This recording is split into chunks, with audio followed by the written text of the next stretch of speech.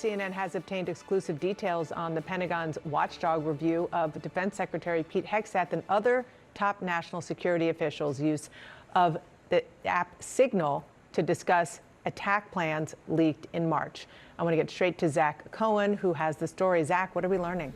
Yeah, Dana, this report is still classified. It has not been publicly released yet, but sources telling me and our colleague Jake Tapper that the Inspector General for the Pentagon did conclude that Pete Hegseth, the Secretary of Defense, risked compromising sensitive military information which could have endangered American troops and risked mission objectives when he used Signal to share that information about an ongoing military operation targeting the Houthi rebels in Yemen. That was back in March. You may remember that these messages were revealed after Atlantic reporter Jeffrey Goldberg was accidentally added to this Signal group chat. And some of these messages are so specific, one of them even saying from Hegseth, quote, "This is the exact time the bombs will drop." So the Inspector General has been investigating Hegseth's use of Signal for several months now, since April. And we're now finding that he came to the same conclusion that many of the critics, current and former U.S. officials did at the time, that Hegseth should not have been using Signal to communicate this sensitive information to other Trump officials, and that he could, the potential consequences of that could have been dire.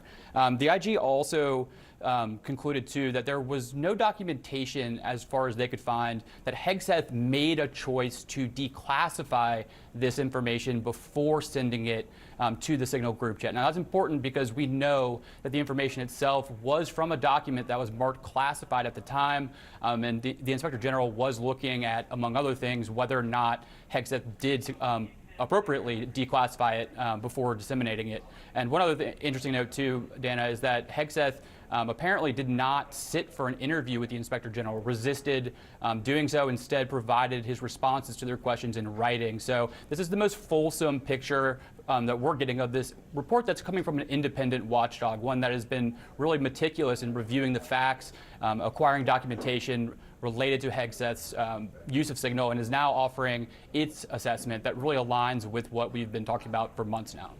Wow. I mean, this is a big deal. Zach, thank you so much, and to Jake as well for breaking this news. I really appreciate it. And I just want to underscore that last thing that Zach said, Kristen Holmes, which is that this is not a bipartisan congressional report, which would also be important, but this is a report from an independent watchdog, the Inspector General, that is supposed to be in every major agency. This one is in his agency, an important one, the Pentagon.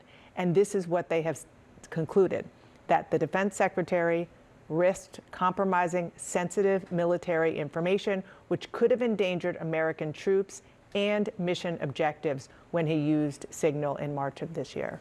Yeah, and that's actually what we'd heard, not just from critics, but from people who are out there on the front lines and their families, that the biggest concern about this was that they were putting their lives in danger by communicating. And the idea that the Secretary of Defense wouldn't understand that communicating in this way could actually harm our troops on the ground. Now, I will say, we continue to have this narrative, and we've had it 6 times maybe since Hegseth was sworn in, of, he was nearly fired, but he kept his job.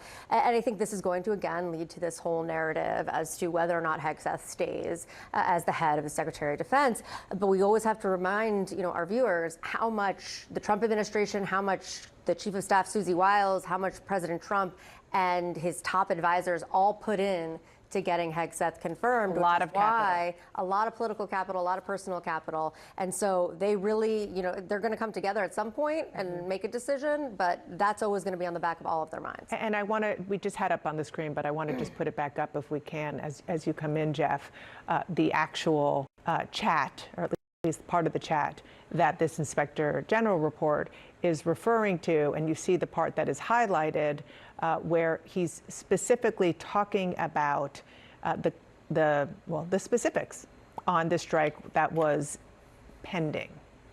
Right. I mean, this is when the first bombs will drop. It doesn't get any clearer than that. I mean, that requires no explanation. No amount of spin is able to sort of explain that. But interesting, the Inspector General's report, the Inspector General of the Pentagon was fired. He was one of the many Inspector Generals who were fired. So this was was conducted by the Inspector General's office, I believe. I do not believe that there's been a new one appointed. We'll have to check on that. But so that's extraordinary in of itself. But to your point, Kristen, it expended so much capital. It was a tie vote that J.D. Vance had to break to confirm the defense secretary. So many people close to the White House who want the White House to do well are saying that they believe that Pete Hegseth will stay on until there is a few cabinet members who leave. So he will not be the only one to leave. There may be a reshuffling, which happens, as we've reported, and we've seen in every administration, some cabinet members are replaced as the administration moves along. We'll see if that happens here, but he has a lot of pressure coming on him from his comments yesterday about Venezuela on top of this. I was going to say, this is not happening in a vacuum. Right. I'm also glad you pointed out the Inspector General's office, because we were talking as we were getting this news. It's not Chris just one and I, person. I mean, they're actually quite large offices. Yeah, exactly, about the actual Inspector General at the Pentagon and other places and other agencies. They have been let go, but the office does still exist. The fact that this is not happening in a vacuum, that it is happening as Mr.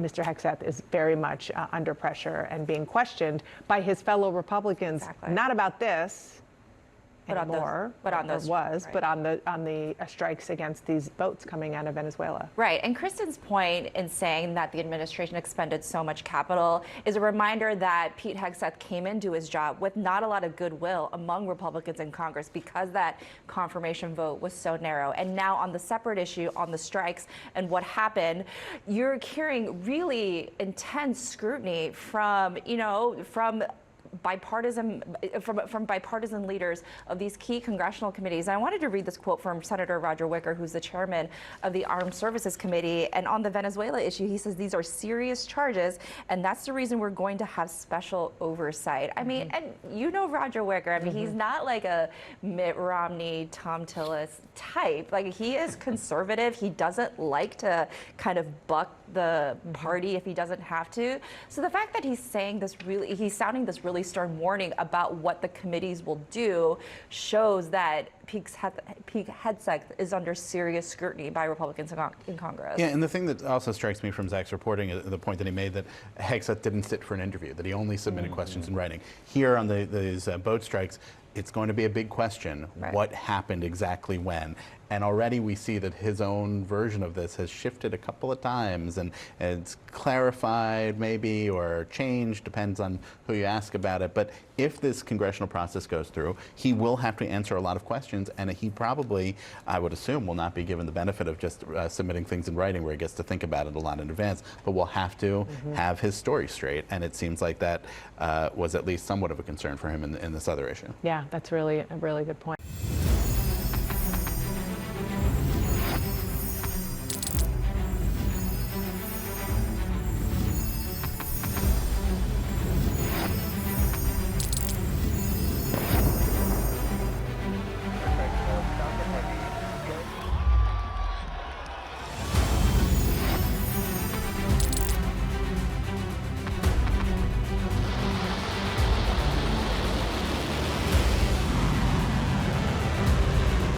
Been fighting so long and so hard that they don't know what the they're doing.